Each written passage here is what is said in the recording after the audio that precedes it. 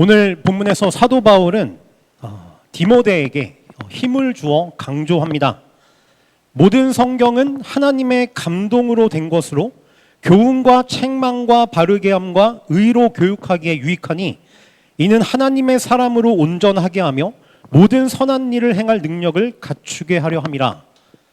디모데를 향해 강조하며 하나님의 말씀을 전하고 있습니다. 먼저 이 사도 바울은 모든 성경이 하나님의 감동으로 된 것이라고 말하고 있습니다. 여기서 모든 성경은 성경 전체를 의미합니다. 성경에 기록된 말씀들 중에서 어떤 일부만 하나님의 감동으로 기록된 것이 아니라 또 로마서와 요한복음과 같이 어떤 특정한 성경들만 하나님의 감동으로 기록된 것이 아니라 모든 성경, 곧 구약 성경 39권과 신약 성경 27권을 포함한 모든 성경 전체가 하나님의 감동으로 쓰여졌다고 말합니다. 초대교회가 태동될 당시 성도들은 하나님의 인도하심에 따라서 자연스럽게 구약의 성경을 정경으로 받아들였습니다. 또 외경과 위경들을 구분하며 신약에 쓰여진 성경들을 교회 안에 정경으로 받아들인 것입니다. 사도 베드로는 베드로후서에서 이렇게 말을 합니다. 우리가 사랑하는 형제 바울도 그 받은 지혜대로 너희에게 이같이 썼고 또 그 모든 편지에도 이런 일에 관하여 말하였으되 그 중에 알기 어려운 것이 덜어 있으니 무식한 자들과 굳세지 못한 자들이 다른 성경과 같이 그것도 억지로 풀다가 스스로 멸망에 이르느니라. 지금 사도 베드로가 무엇이라 말하였냐면요, 사도 바울이 쓴 글을 다른 성경, 곧 구약의 성경들과 같은 위치에 놓고 있다는 것을 말해주는 것입니다. 바울이 쓴 성경을 다른 성경과 같은 위치에 놓고 말을 하고 있다는 것이죠. 곧 바울이 쓴 서신들을 하나님의 감동으로 기록된 하나님의 말씀, 곧 성경 자체로 인정하였던 것입니다. 사도 베드로가. 이처럼 사도들과 초대교회 공동체 안에서 현재 우리가 읽고 있는 구약과 성경 66권이 자연스럽게 정경으로 인정받게 되었으며 교회의 중심에 놓이게 되었습니다. 사도 바울은 계속해서 강조합니다. 모든 성경은 하나님의 감동으로 되었다고 말합니다. 성경 전체가 어느 한 부분도 빠짐이 없이 성경 전체가 하나님의 영감으로 기록되었다는 것입니다. 여기서 하나님의 감동이라고 번역된 이 헬라어 단어는 하나님의 숨결이 불어넣어진이라는 의미를 갖습니다. 그렇습니다. 모든 성경은 이 땅을 창조하시고 다스리시며 구원하신 하나님께서 자신의 숨결을 불어넣으셔서 기록한 책입니다. 하나님께서는 성경 기록자 한 사람 한 사람의 고유한 인격과 문체들을 인격적인 방식으로 사용하시는 가운데 그들에게 하나님의 숨결을 불어넣으셔서 성경의 모든 내용뿐만 아니라 단어, 구조, 어떤 세세한 표현들 하나까지도 모두 하나님의 말씀으로 기록되게 하셨습니다. 그러므로 성경이 진리의 말씀으로서 죄인들을 구원하기에 충분하며 오류가 없고 참 하나님의 말씀이 되게 하신 것이죠. 모든 성경은 결코 인간 저자들 어떤 스스로의 사상이나 문학적 재능을 담아서 기록한 종교적인 어떤 산물이 아니라는 것입니다.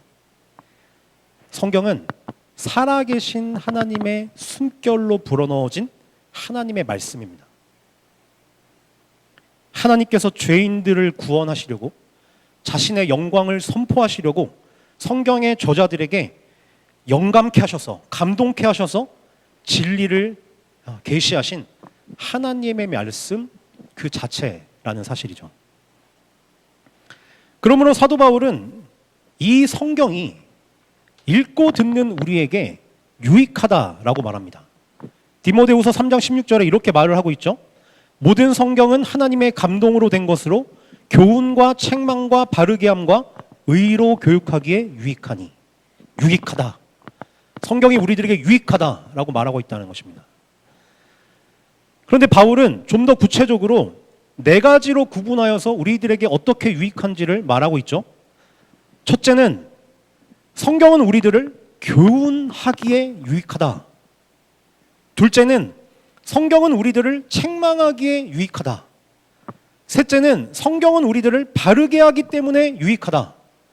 넷째, 성경은 우리들을 의로 교육하기 때문에 유익하다라고 말하고 있습니다. 여러분, 성경은 모든 것이 타락하고 굽어진 이 세상 가운데 진리로 우리들을 교훈합니다.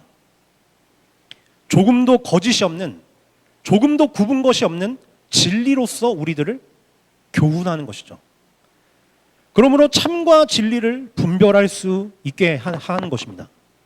또한 성경은 모든 사람이 죄로 말미암아 영원한 형벌을 향해 추락하고 있는 상황 속에서 사망에서 벗어나 영원한 생명에 이르게 하는 지혜로 우리들을 교훈합니다. 정말 이런 사실만으로도, 이 굽어지고 타락한 이 세상 속에서 이러한 교훈으로 우리를 가르친다는 사실만으로도 성경은 우리에게 그 어떤 것보다도 유익한 하나님의 말씀일 것입니다. 또한 성경은 우리들을 책망합니다.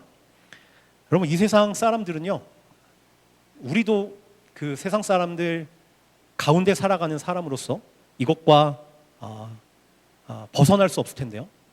이 땅을 사는 많은 사람들은 내가 신이고 내가 왕인 채로 살아갑니다. 그러고자 하는 본성을 갖고 있습니다. 또 내 생각과 감정이 법과 기준이 되어 살아갑니다. 사사기 때와 같이 여전히 오늘날에도 자기 소견에 오른 대로 살아가고 싶은 것이죠. 하지만 성경은 그렇게 내가 신이고 내가 왕이 되어 내 소견에 오른 대로 살아가는 우리들을 향해서 우리가 얼마나 부패하였는지, 얼마나 더러운지, 얼마나 심판을 받을 만한지를 책망하는 것입니다. 그러므로 유익한 것이죠. 성경은 여기서 그치지 않습니다. 성경은 우리들을 죄의 길에서 떠나 바르게 하는 유익을 주고요. 성경은 또한 죄인들을 하나님께로 더 가까이 이끌어서 그리스도의 형상을 닮아가는 의로운 삶을 살아가도록 우리를 교육합니다. 이 세상 그 어떤 것도 성경이 제공하는 이와 같은 유익을 제공하지 못합니다. 성경은 이러한 유익을 제공하는 유일무이한 책이라는 것이죠. 자, 다시 한번 바울의 말에 한번 귀를 기울여 봅시다. 17절에 이렇게 바울은 이야기하는데요. 이는 하나님의 사람으로 온전하게 하며 모든 선한 일을 행할 능력을 갖추게 하려 함이라.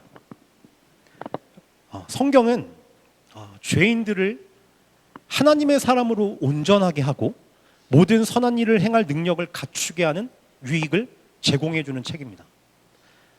여러분, 그런데요, 바울은 이 모든 일에 성경 한 권이면 충분하다고 말하고 있는 것입니다. 죄인들이 그리스도 예수 안에 있는 믿음을 얻고 하나님의 사람으로 온전하게 되는데 성경 이외에 다른 어떤 것도 말하고 있지 않습니다. 여러분, 지금 이 표현들을 정말 주목해서 생각해 보십시오. 모든 선한 일, 곧 모든 종류의 선한 일을 행할 능력을 갖추는데 하나님의 말씀 외에 다른 것을 기록하고 있지 않습니다. 하나님의 사람으로 온전하게 되는데 성경 이외에 다른 것을 포함하고 있지 않아요. 성경으로 충분하다는 것입니다.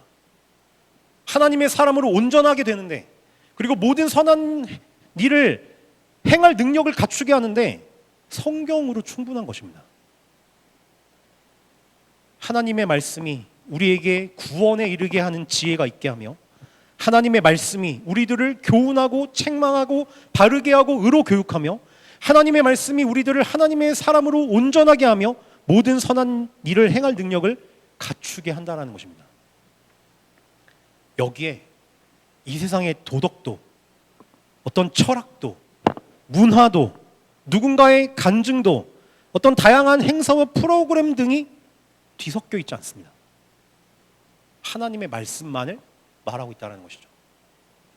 정말 성경이면 충분하다는 것이죠.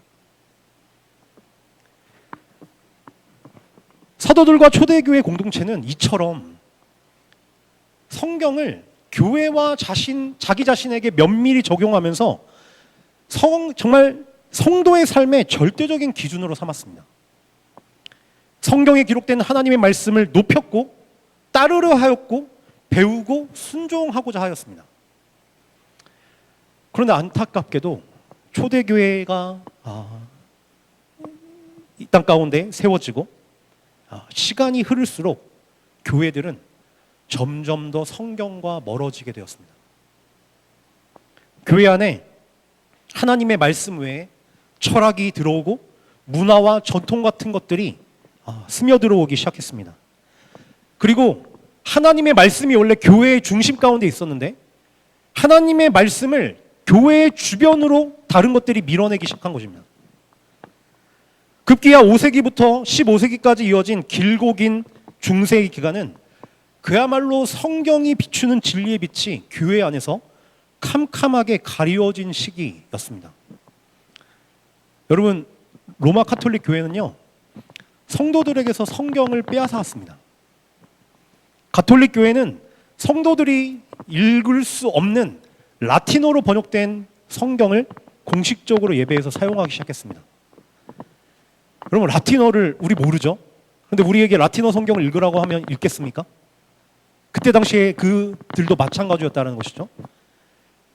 알지도 못하는 성경을 예배 가운데 사용하며 오직 사제들만 성경을 해석하고 읽을 수 있게 만든 것입니다.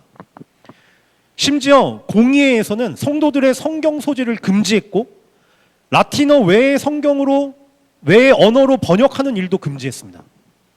완전히 성경을 성도들에게서 빼앗아간 것이죠. 여기에 더해 가톨릭 교회는 성경 외에 수많은 잡다한 것들을 교회 안으로 들여오기 시작했습니다. 성경보다 교황의 말을 높였고 자신들의 전통을 성경의 가르침 위에 두었습니다. 그리고 예수님의 어머니 마리아가 가톨릭은 죄가 없다고 말합니다. 죄가 없으므로 죽음을 거치지 않고 하늘로 승천했다고 가르치는 것이죠. 여러분, 또한 가톨릭 교회는 마리아와 성인들에게 기도하면 하나님께서 그 기도를 더 잘 들어주신다고 가르칩니다. 또한 동전이 헌금 바구니에 떨어질 때마다 연옥에 있는 영혼 하나가 천국으로 올라간다라고 말하면서 어떤 기도와 어떤 헌금을 통하여 죄인들을 구원할 수 있다고, 연옥에 빠져 있는 자들을 구원할 수 있다는 그런 교리들을 만들어내었습니다. 성경이 없는 것들로 뒤섞어 버린 것이죠, 교회 안을. 여러분, 교회 안에서 성경이 중심에 있다가 주변부로 밀려나게 되면요, 교회는 타락하고 쇠퇴해가기 마련입니다. 여러분, 그러다가 16세기 초 어떤 일이 일어났습니까? 독일과 스위스와 프랑스 등에서 종교개혁이 일어나게 되었죠. 종교개혁은 무엇보다도 성경의 개혁입니다. 종교개혁자 마틴 루터는 종교개혁을 일으키는 가운데 이와 같이 말했습니다. 성경은 교회의 기초이고 어떤 인간의 가르침도 성경과 대치될 수 없습니다. 성경은 하나님의 영감으로 쓰였기 때문에 인간의 권위나 교회의 전통이 아닌 하나님의 목소리로 받아들여져야만 합니다. 성도들이 읽을 수 있는 언어로 성경을 번역하여 읽혀야만 합니다. 라고 교회 안에 다시 성경을 회복하고자 하였습니다. 칼빈도 이렇게 이야기했는데요. 성경은 그 자체로 권위가 있으며 가톨릭 교회의 전통이나 해석에 종속되지 않습니다. 하나님의 말씀은 그 자체로 우리들의 신앙과 실천의 유일한 규범이 됩니다. 교회의 권위가 성경의 권위 아래 종속되어야만 합니다. 그럼 종교개혁자들은요, 성경으로 돌아가길 원했습니다. 종교개혁자들이 이런 주장을 하는 그 이유는 무엇이겠습니까? 그들은 교회를 오직 성경 위에 세우기를 바랬던 것입니다. 하나님의 말씀인 성경이 교회의 모든 것을 규정하고 다스리고 통치해야 한다는 것입니다.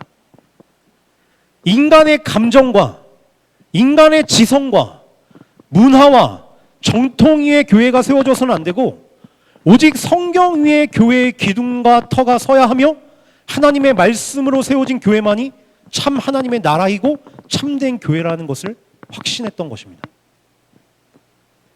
여러분 혹시 종교개혁자들이 내건 5가지 기치를 알고 계십니까? 파이브 솔라스라고 이야기하는 오직 5, 이것을 들어보신 적 있으실 것입니다. 그 중에 첫 번째가 오직 성경입니다. 오직 성경, 오직 믿음, 오직 은혜, 오직 그리스도, 그리고 오직 하나님께 영광인데요. 그 중에 가장 첫 번째가 무엇이죠? 오직 성경인 것입니다. 종교개혁자들은 확신했습니다. 오직 성경이 교회 안에 회복되지 않으면 뒤에 따라오는 오직 믿음도, 오직 은혜도, 오직 그리스도도, 오직 하나님께 영광도 불가능하다는 것을 알았던 것이죠. 오직 성경이 교회 안에 세워지지 않는다면 이 모든 것은 신기루에 불과합니다. 여러분, 성경을 중심에 놓지 않고 하나님께 영광을 돌릴 수 있을까요? 우리가 성경을 주변부에 밀어놓고 수많은 예배를 드리고 수많은 제사를 드리고 수많은 헌금을 한다고 한들 그게 하나님께 영광이 되는 예배가 될까요? 그렇지 않은 것입니다. 성경에 기록된 그리스도를 믿어야 하고 성경이 가르치는 대로 믿어야 하며 성경이 가르치는 대로의 은혜를 우리는 구해야 하는 것입니다. 그러므로 종교개혁자들은 이 모든 것 위에 오직 성경을 가장 앞에 두었던 것이죠. 여러분 기억하십시오. 정말로 가슴에 새겨야 합니다. 교회의 모든 것은 하나님의 말씀인 성경 아래에 있어야 합니다. 그래야만 교회는 하나님이 통치하시는 하나님의 나라인 것이죠. 하나님의 말씀이 다스리고 하나님의 성령께서 하나님의 말씀을 통하여 통치하시는 하나님의 나라는 오직 성경 위에 세워진 교회입니다. 성경을 뒤로 한 채 이 세상의 다른 조직과 기관들처럼 우리는 행하여서는 안 되는 것이죠. 여러분 지금 우리들도 종교개혁의 후예들입니다. 그러므로 우리 또한 종교개혁자들이 왜 오직 성경을 외쳤는지를 이 정신을 함께 소유해야만 하는 것이죠. 자신의 이성과 감정을 전적으로 하나님의 말씀 아래 두어야 합니다. 여러분 내 감정도 하나님 말씀 아래 두어야 하고요. 나의 지성도 하나님의 말씀 아래 두어야 합니다. 지금까지 교회가 해왔던 전통도 문화도 역사도 모든 것들은 하나님의 말씀 아래에 있는 것입니다. 방언이나 예언이나 병고침과 같은 어떤 신령한 체험도 성경 아래에서 다스림을 받아야 하며 이 시대 사람들이 좋아하는 유행과 풍조도 어렸을 때부터 교회와 학교에서 배워왔던 어떤 경험들도 모든 것은 성경 아래에 두어야 합니다. 내 경험이 이랬다고 말하며 성경 위로 높이면 안 되고요. 내가 어렸을 때부터 교회를 이렇게 해왔다고 말하며 성경을 자신의 경험 아래에 두어서는 안 됩니다. 성경이 가장 위에 있어야 하는 것이죠. 교회 안에 실제적으로 오직 성경을 회복해야 하는 것입니다.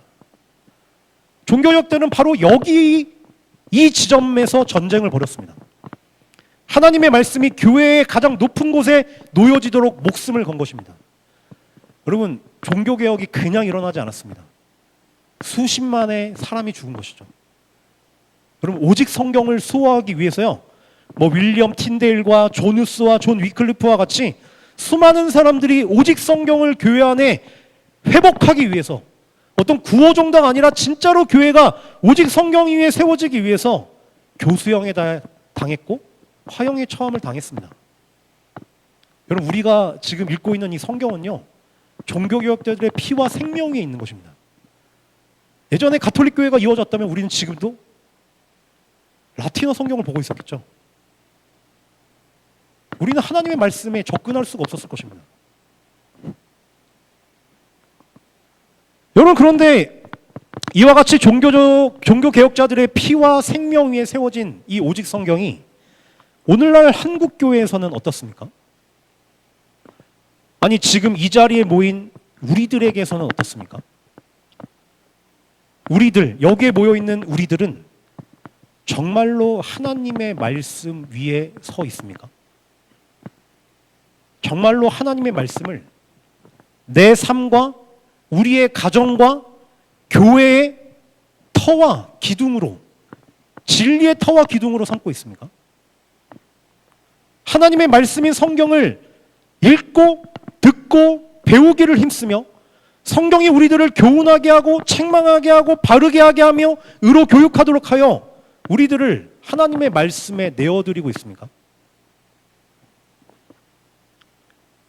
그러므로 하나님의 말씀이 역사하여 우리가 온전한 그리스도의 형상으로 닮아가지며 모든 선한 일을 행할 능력을 갖게 하는 열매를 실제적으로 낳고 있냐는 것입니다. 여러분, 이 땅에 많은 성도들이요, 성경에서부터 멀어지고 있습니다. 성경을 별로 중요하게 여기지 않아요. 가끔 성경을 펴서 읽긴 하지만 성경을요, 어미로우신 하나님의 말씀으로 여기지 않습니다. 그냥 오늘 내가 읽어야 될 어떤 교약서정 정도, 좋은 격언 정도, 그냥 내가 읽어야 될 어떤 분량을 채우는 정도로 성경을 대하지, 어미로우신 하나님의 말씀이 나를 가르치도록, 나를 교훈하도록, 나를 책망하도록 하나님 앞에 서서 성경을 읽지 않습니다. 성경을 나와 내 가정에 가장 중요한 기둥과 터로 삼지 않습니다. 성경이 꼽혀 있긴 하지만 성경을 나의 가정의 가장 중요한 중심부에 두지 않는 것이죠. 주변부에 두는 것입니다.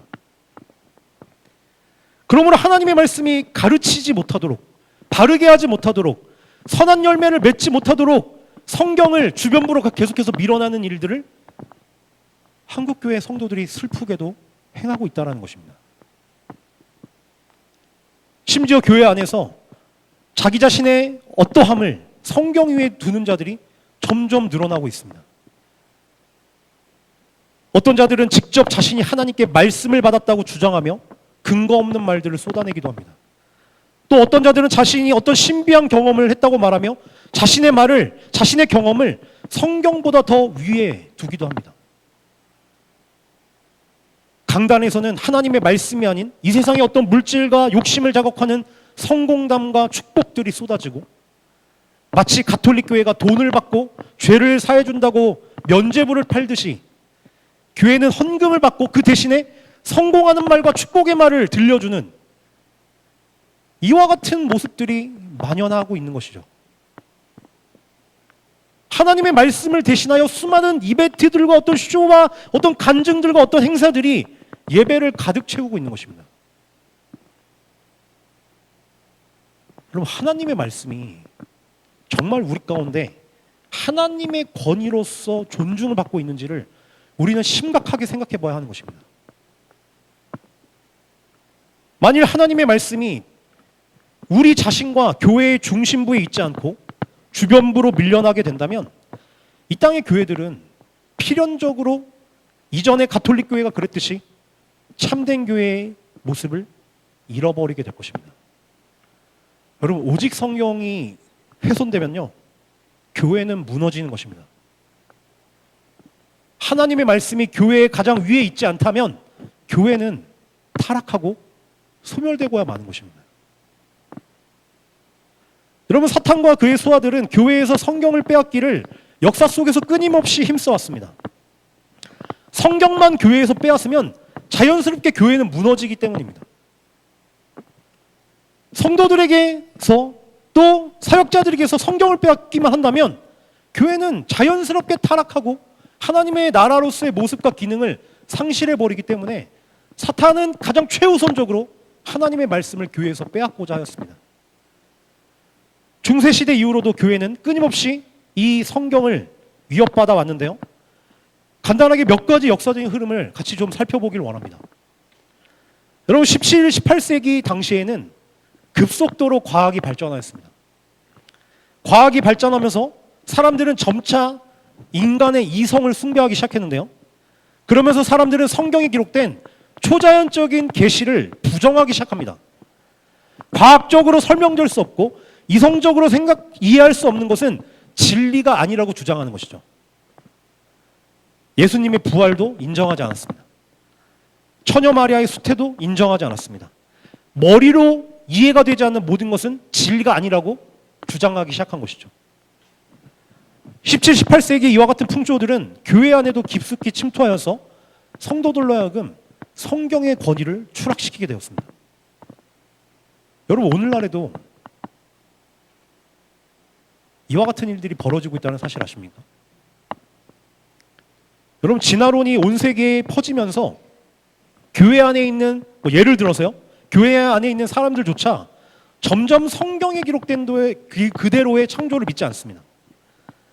제가 주일학교 아이들을 가르칠 때 아이들에게 물어봅니다. 어렸을 때부터 교회를 자란 아이들이에요. 그들에게 창조된 것 같니? 진화된 것 같지냐라고 물어보면 대부분의 아이들은 진화라고 이야기합니다. 또 어떤 아이들은 반반 섞였대요. 확신할 수가 없다는 것입니다. 이처럼 많은 성도들이 자신의 이성과 성경이 충돌할 때요, 성경을 높이지 않고 이성과 과학적인 자신의 지식을 우위에 두려고 합니다. 성경의 진리됨과 하나님의 말씀을 자신의 이성 아래에 두려고 하는 것이죠. 인간의 이성이 점점 발달할수록 이런 풍조는 가속화되었습니다. 지금 우리들은 어떻습니까? 19세기에서 20세기에서도 19세기, 20세기도 오직 성경은 여전히 도전을 받습니다. 이때 등장한 슈라이어 마어라는 이 신학자는 교회에 굉장한 영향을 끼치는데요. 여러분, 이 신학자 이름은 알 것은 없지만 이 사람이 뭘 주장했는지는 알아야 합니다. 이 신학자는 기독교를 말씀 위에서 세워지는 종교가 아니라 감정 위에서 세워지는 종교라고 말했습니다. 어디 위에서 세워진다고요? 감정. 기독교가 하나님의 말씀인 성경을 읽고 듣고 믿어 하나님을 신앙하는 종교가 아니라 신을 의존하고 싶은 사람들의 감정과 마음으로 신앙하는 것이라고 표현했던 것입니다. 이러한 가르침이 전 세계에 퍼지면서 점차 교회는 하나님의 말씀보다 종교적인 감정을 더 우선하기 시작했습니다. 하나님의 말씀 위에 감정이 있게 된 것이죠. 성경이 무엇이라 말하는지는 더 이상 중요한 것이 아니라 교회에서 성도들이 어떤 감정을 느끼는지가 중요하게 된 것입니다. 하나님의 말씀 위에 성도들의 감정이 놓이게 된 것이죠. 여러분, 오늘날에도 이런 풍조가 있다는 것을 알고 계십니까? 여러분, 요즘 교회들은요, 예수님의 신성과 인성과 같은 핵심적이고 중요한 교리들은요, 잘 가르치지 않습니다. 거듭남과 회심, 성화와 영화 같은 구원론에 대해서도 잘 가르치지 않습니다. 삼위일체와 같은 하나님에 대한 신론도 잘 가르치지 않습니다. 성령론과 종말론도 마찬가지죠. 왜냐하면 교회 안에 있는 많은 성도들이 성경에 깊이 있는 내용들을 풀어 가르치려고 하면 딱딱하고 어렵고 지루하다고 말하며 불평하기 때문입니다. 성도들은 예배 속에서 강렬한 종교적인 경험을 하기를 원해요. 성가다의 찬양을 들으면서 자신의 눈에 눈물이 흐르기를 원하고, 어떤 프로와 같은 밴드들이 앞에서 악기들을 연주하는 가운데 강렬하고 격정적으로 하나님을 찬양하기를 원하지, 설교 중에 하나님의 말씀으로 강론하기를 원하지 않는 것입니다. 일주일 동안 사회에서 씨름하고 상처 입고 교회에 왔는데 설교를 통해서 내 마음을 터치해주고 위로해주고 이해해주기를 바라지, 정말로 집중하여서 듣고 깨닫고 이해하는데 많은 에너지를 쏟아야 하는 하나님의 말씀을 듣기를 싫어하는 것입니다. 여러분, 그래서 요즘 한국교회에 일어나는 일 중에서 특이한 점은 무엇이냐면 찬양 시간이 비정상적으로 길어지고 있습니다. 제가 어떤 교회에서 예배를 드릴 때는요, 1시간 반의 예배 속에서 1시간을 찬양을 하더라고요. 30분 안에 말씀과 모든 예배 순서들이 30분 안에 끝이 납니다. 자욱한 연기와 촛불과 화려한 조명과 어떤 흥겨운 비트 등으로 종교적인 감정을 극한까지 얻도록 하는 그런 풍토가 만연한 것입니다. 이게 19세기, 20세기부터 출발하였다는 것이죠. 여러분, 기독교는 본래 그렇지 않습니다. 기독교는 요즘과 같은 감정을 자극하는 예배 형식을 가진 적이 없습니다. 이런 예배 형식은 정말 19세기, 20세기부터 2000년 동안 없었던 그런 예배 형식이 19세기, 20세기부터 태동된 것이죠. 참교회들은 언제나 하나님의 말씀을 중심에 두고 하나님을 인격적으로 알고 누리는 가운데 얻는 기쁨, 하나님을 인격적으로 아는 가운데 누리는 평안, 언제나 말씀을 중심으로 두고 하나님을 향한 인격적인 반응과 감정을 가져왔습니다. 어떤 이기적인 수단을 결코 그 안에 심어두지 않았다는 것이죠. 여러분, 우리도 조심해야 합니다. 종교적인 감정을 하나님의 말씀 위에 두려는 우리의 이 죄된 본성을 하나님의 말씀 안에 다스려야 하는 것이죠. 여러분, 눈물을 흘리는 것을 목적으로, 내 마음의 위로를 받는 것을 목적으로 교회에 와서는 안 된다는 것입니다. 참 진리와 참 평안을 얻기 위해서는 반드시 참된 진리를 깨닫는 가운데에서야 가능한 것입니다. 여러분, 20세기 초에서도 이 오직 성경은 거대한 도전을 받게 되는데요. 20세기 초에서도 칼바르트라는 신학자가 등장하게 됩니다. 여러분, 이 사람도 뭐 이름은 기억할 것은 없는데 어떠한 그런 오직 성경을 훼손하는 일들을 행하였는지는 기억할 필요가 있습니다. 이 사람은 하나님의 말씀의 권위를 무시하는 어떤 계몽주의, 합리주의 등등을 비판하는 면에서는 좋은 신학자였습니다. 여러분, 그런데요, 이 사람은, 이 칼바르트라는 신학자는 또 다른 형태로 하나님의 말씀을 왜곡했고 교회 안에서 오직 성경을 약화시킨 학자였습니다. 자, 잘 들어보셔야 됩니다. 잘 따라오셔야 되는데요. 자, 그는 하나님의 말씀 그 자체를 하나님의 말씀으로 인정하지 않았습니다. 잘 이해하셔야 돼요. 그는 성경을 그저 하나님의 말씀이 선포되는 도구로서 이해했습니다. 성경이 그 자체로는 하나님의 말씀이 아니라는 것입니다. 그는 하나님께서 성경을 듣고 읽는 자들에게 역사하셔서 들려진 그 말씀이 하나님의 말씀이 되도록 한다. 성경 자체는 하나님의 말씀이 아닌데 하나님이 때로 성경을 듣고 읽는 자들에게 그 말씀이 하나님의 말씀이 되도록 한다라는 주장을 펼쳤다는 것이죠. 다시 말해서 성경은 그 자체로는 하나님의 말씀이 아닌데 어떤 사람에게는 하나님이 하나님의 말씀이 되도록 하는 도구일 뿐이라는 것입니다. 성경을 축소한 것이죠. 듣는 사람에 따라서 성경이 하나님의 말씀이 될 수도 있고 그렇지 않을 수도 있다는 것입니다. 여러분, 그런데 이런 칼바르트의 주장이 교회 안에 점점 퍼져가게 되었습니다. 그러므로 성경이 가지는 절대적인 권위에 손상을 입게 하였고 성경을 주관적으로 해석하고 감정적이고 신비주의적인 태도로 읽도록 이끈 것입니다. 성경을 읽을 때 주관적이고 감정적이고 신비주의적인 태도로 읽게 한 것이죠. 여러분, 많은 성도들이 이 흐름에 따라서 어떻게 성경을 읽냐면요, 성경을 쭉 읽다가 내 마음에 감동이 되는 하나님의 말씀만을 하나님의 말씀으로 여기는 것입니다. 마치 다른 기록된 말씀은 하나님의 말씀이 아닌 듯 오직 내 마음에 들어오고 내 마음에 어떤 감동을 주고 내 마음에 깊은 인상을 남기는 어떤 말씀들만을 하나님의 말씀처럼 여기는 것입니다. 주관적이고 감정적이며 신비적인 방식으로 하나님의 말씀을 읽는 것이죠. 여러분, 성경 안에는요, 우리에게 꼭 필요한 다양한 하나님의 말씀이 기록되어 있습니다.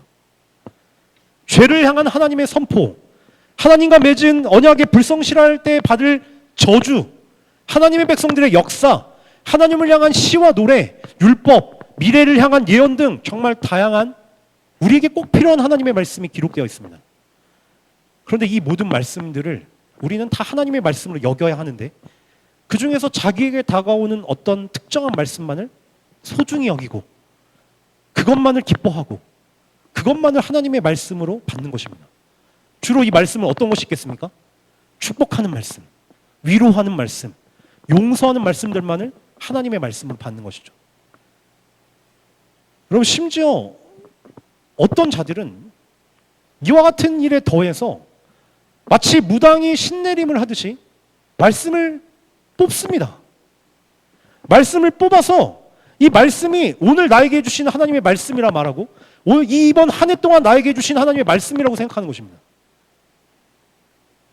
성경의 권위와 이 성경이 정말 어미로우신 하나님의 살아있는 말씀이라는 것을 생각할 때 있을 수 없는 행태가 한국교회 안에서 정말로 만연해지게 된 것이죠. 우리들의 대적자들은 역사 속에서 이토록 치밀하고 끊임없이 교회 안에서 성경을 약화시키려고 하였습니다. 여러분, 이곳에 모인 우리들은 어떻습니까? 정말로 이 시간에 정말로 깊이 있게 자기 자신을 돌아보아야 할 것입니다. 우리들은 정말로 저를 포함해서요, 하나님의 말씀을 경외함으로 듣고 있습니까? 거룩하시고 어미하신 하나님의 말씀으로서 성경을 대하고 있습니까? 내가 들어야만 하고 존중해야만 하고 우리들의 신앙과 삶의 진리의 기둥과 터로 삼아야 하는 말씀으로 성경을 읽고 듣고 묵상하고 있냐는 것입니다.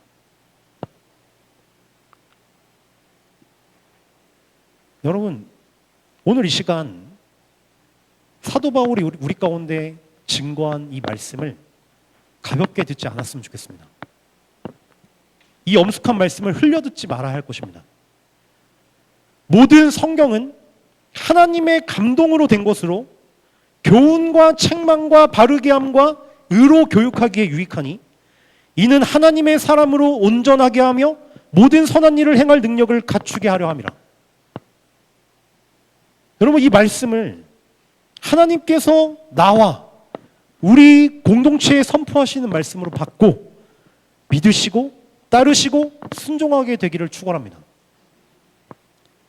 여러분, 오직 성경은 단지 종교개혁자들이 외쳤던 고루한 구호나 신학교에서나 나올 법한 이론적인 문구가 결코 아닙니다. 오직 성경은 오늘 이 시간에 모인 우리들, 상일록교회 공동체 전체와 나아가서 조국교회 전체가 바로 서기 위해서 반드시 붙들어야 될 참 진리입니다. 세상이 변하고 철학과 문화와 풍조들은 바뀔지라도 성경의 진리만은 변하지 않습니다. 역사 속에서 수많은 신자들이 교회 안에서 오직 성경을 지켜가며 이 땅에서의 시련과 고난을 이겨냈습니다. 이단의 공격을 막고 영적인 부흥을 경험하기도 하였습니다. 여러분, 오늘날도 마찬가지입니다. 우리가 오직 성경 위에 선다면 하나님께서는 반드시 성경 위에 서고자 하는 교회와 성도를 일으키실 것입니다.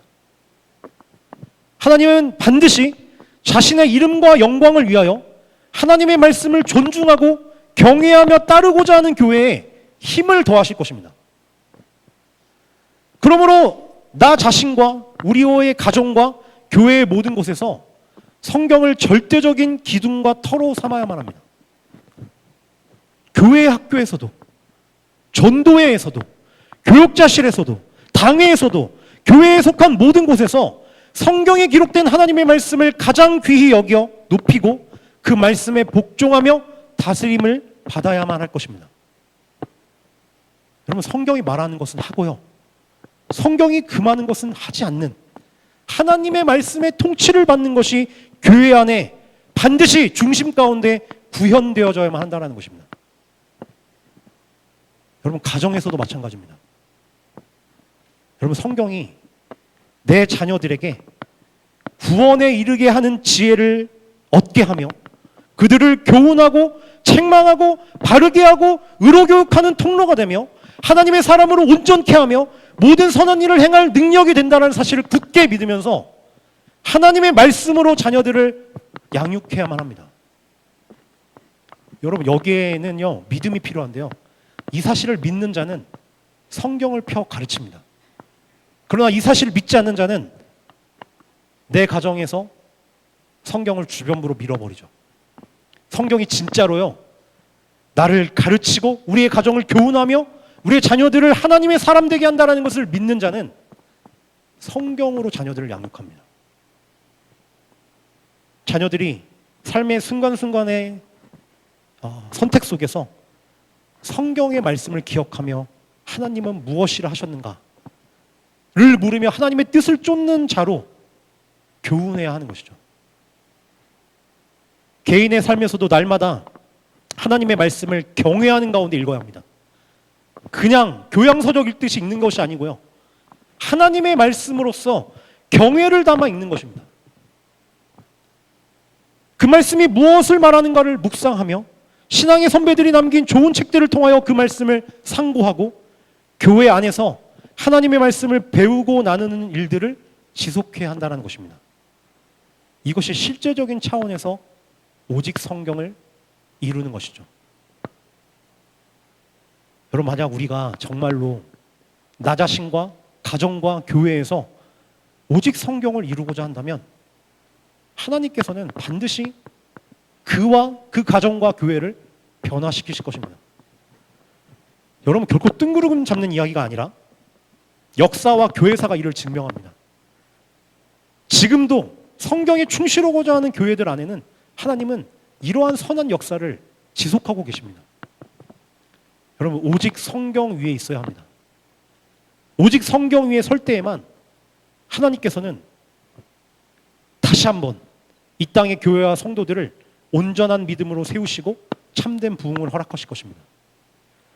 저는 믿기를 우리 상일로교회가 지속하여 이 말씀 위에 서 있다면 하나님은 우리들을 가지가 나무를 뻗듯 이 땅에 빛을 비추고 하나님의 나라를 확장하는 한 지체로서 우리들을 자라게 하시고 성장하게 하실 줄을 믿습니다.